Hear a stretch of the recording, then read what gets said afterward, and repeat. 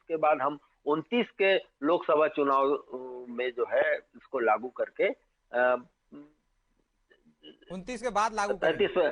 29 नहीं 29 का चुनाव करवाएंगे उसी में।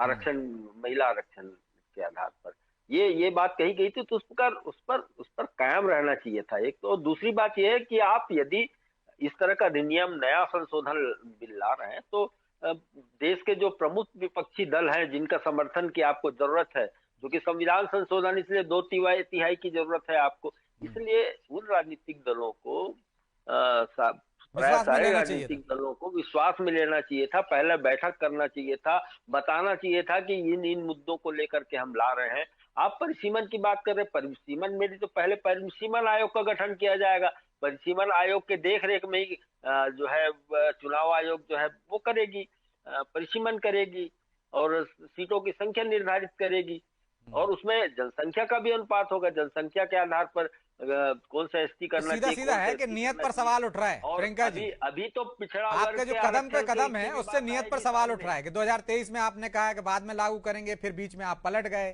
कि अभी हम 29 में ही दे देते हैं। हेलो जी प्रियंका जी। जी, मैं वही बता रही हूँ।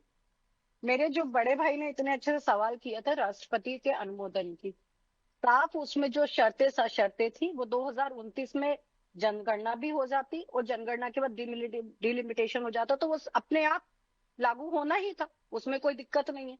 पर जो चीजें इनबिल्ट है, जिसमें मैं कह सकती हूँ कि वो अंडरस्टूड है कि उनके बिना, मुझसे तो ज्यादा मेधावी हैं ये, बुजुर्ग हैं, समझ सकते हैं, इनको मालूम होगा कि ये तो होना ही है। और मुझसे पहले कई इलेक्शन उन्होंने देखा होगा जिसमें सीट रोटेशन भी होता है आरक्षण के आधार पर, सारी चीजें इनबिल्ट है। आर्टिकल 170 जो परिसीमन जो है वो विधानसभा के लिए करवाएगी, 334 जो है वो आपके लोकसभा के लिए करवाएगी, ये भी इनको मालूम है।